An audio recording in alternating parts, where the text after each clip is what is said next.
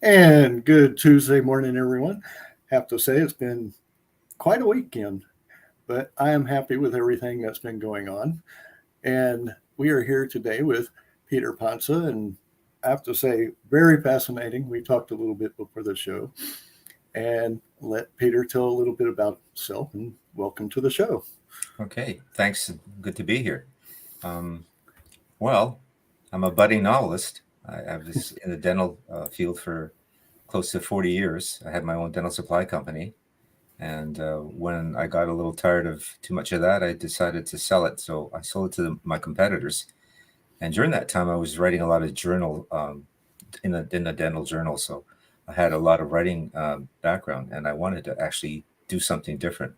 So the day we sold the company was the same day I went to I phoned up the library. They were having a workshop, and I signed up for a workshop. And that was my first foray into writing fiction. And this is my first novel, Outfoxed. It's a debut novel for me. And I wrote it in about 4.5 years. It took me that long. During that time, I stopped to go to another course. As I was I reinvested time and money in myself to try to get as good as I possibly could. So I took another course at the University of Waterloo, which was advanced fiction writing.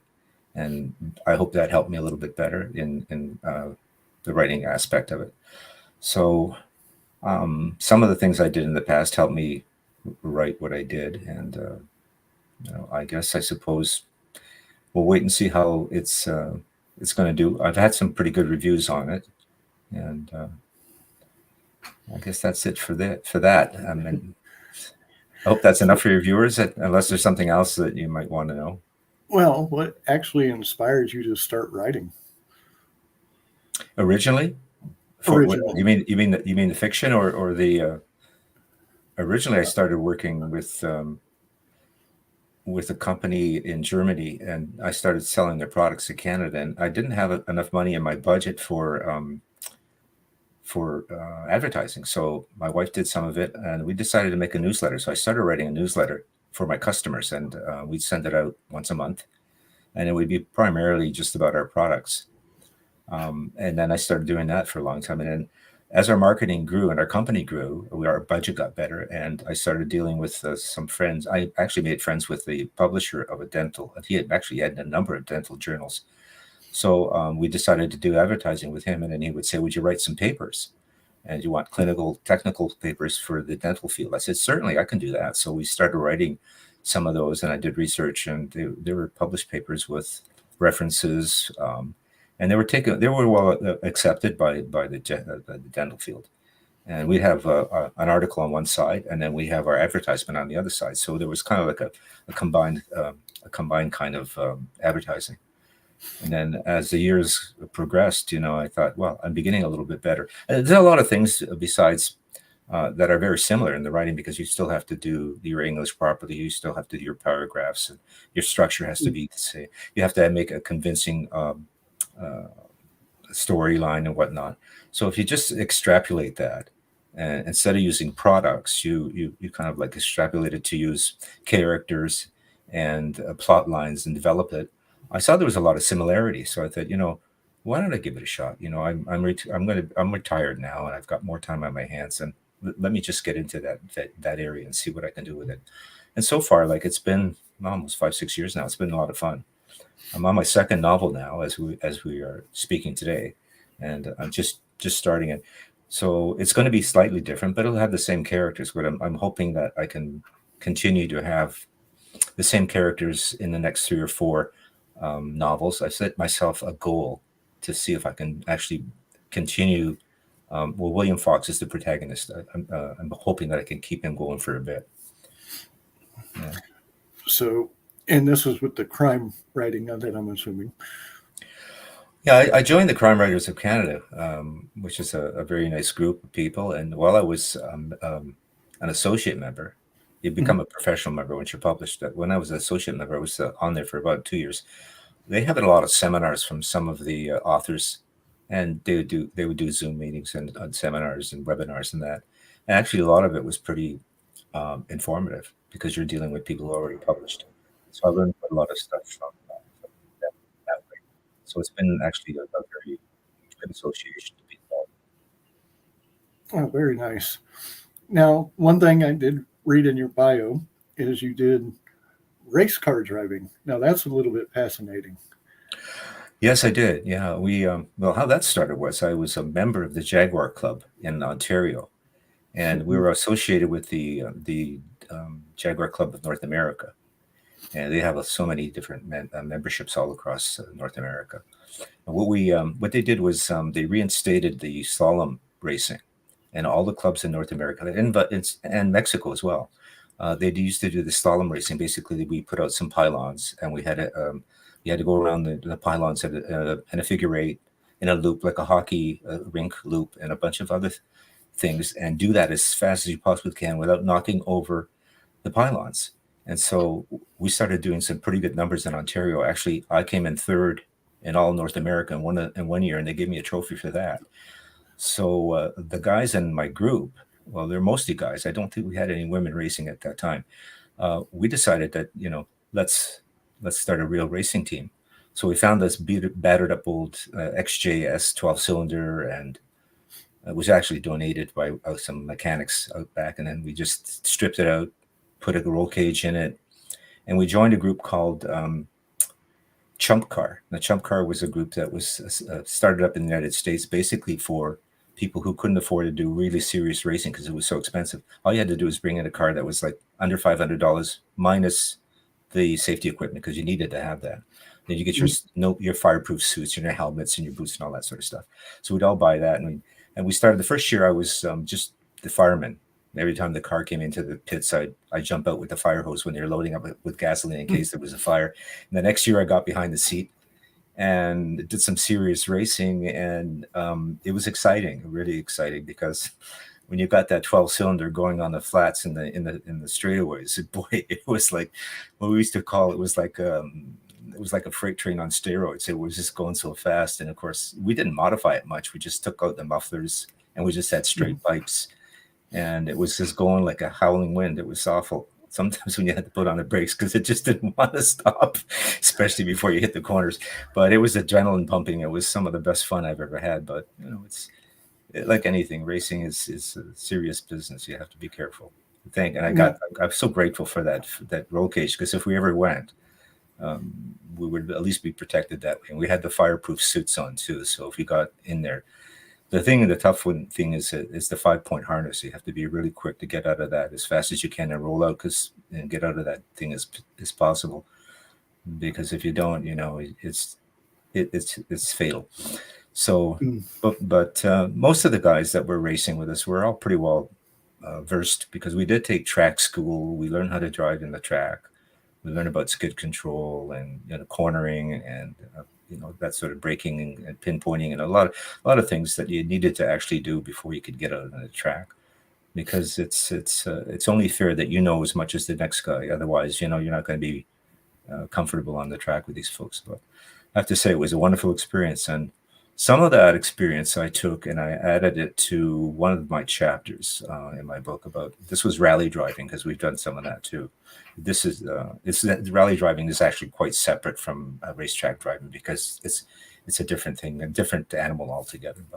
But you still have to get into the steering and the braking and the car control. That's still all the same, but it's just two different tracks. One you're on the road, and one you're on a segregated track altogether. But it's a lot of that experience, I think, helped me with the that chapter on the racing that I did. Yeah. Well, that was actually going to be one of my next questions. Is were you putting that in any of your books, or have you? Yeah, Or? yeah. There was a section. Now I'm not. No, I don't know if a lot of your viewers and listeners in the States know about the Targa. Newfoundland is that separate island just off the other side, just north of your maritime there, like New England and Connecticut and all that. If you go straight up, there's Nova Scotia, and then there's Newfoundland, and they have a Targa, which they do for a week. Are you familiar with it? Anyways, they have it on for a week, and it's open to everyone. And just get yourself a nice rally car, and you race around Newfoundland for a week, and it's a tough course. And there's trophies, there's cash prizes, and everything in it. And so my antagonist end up on that island, running away from the two police officers, the FBI officer and Patrick Riley and William Fox. And they're running after them, and these guys take off, and William and Patrick end up in a rally car, racing after them, and it's quite a chase scene too.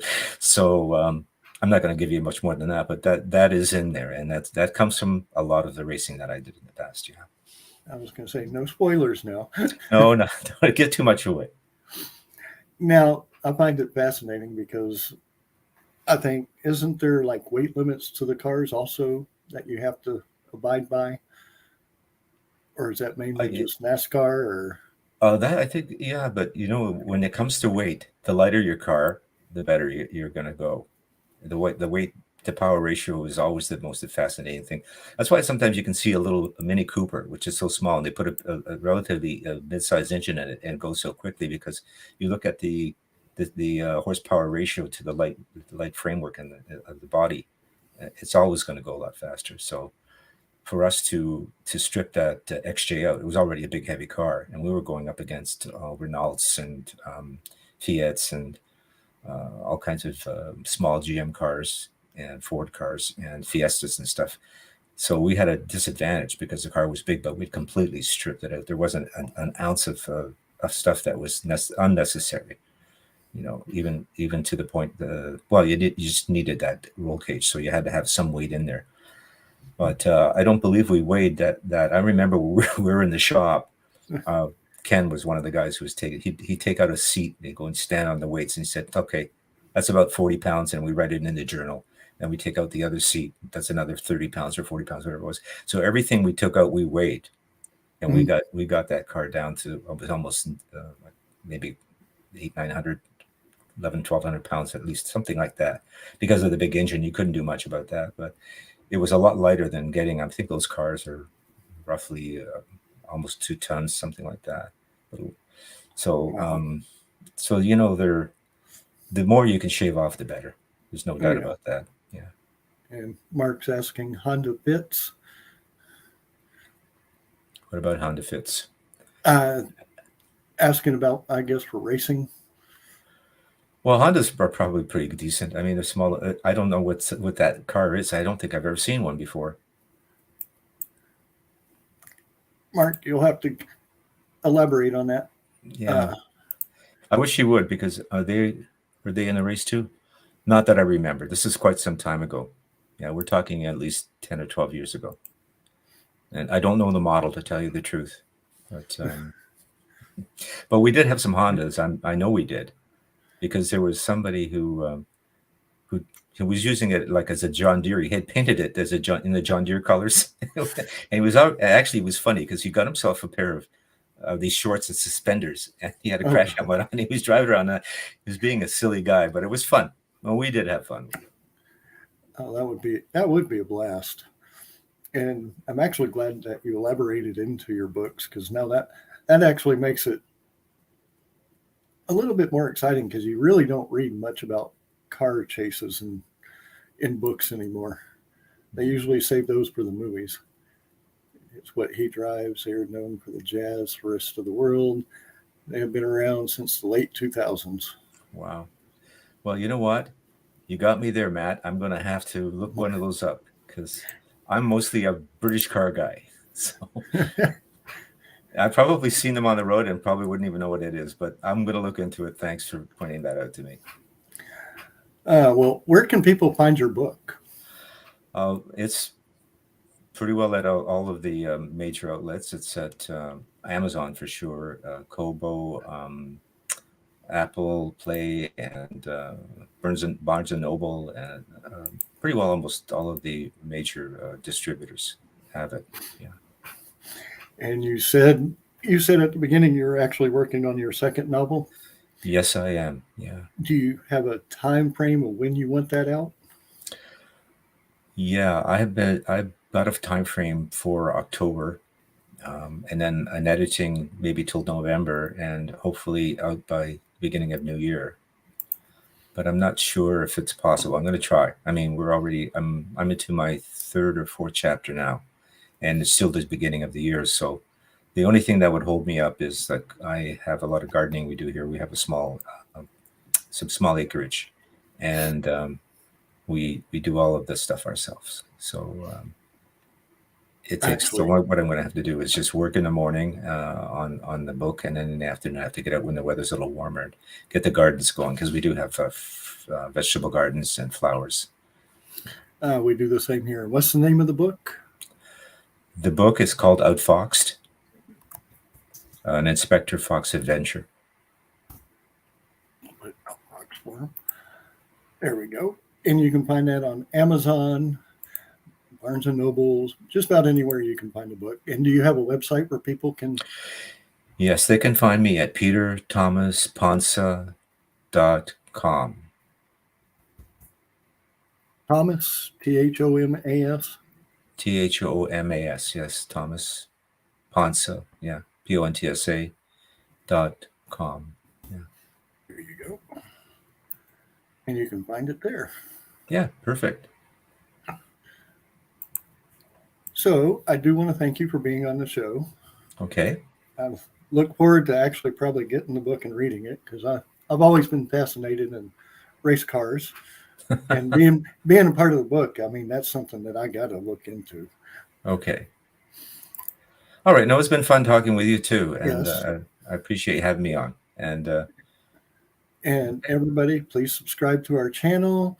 We will be back in the next hour at 12 o'clock for another conversation. And then Thursday, I believe we are supposed to be having, that time and date might change depending, but we're going to be talking about Comic Palooza here in Houston. So until our next show, everyone, adios.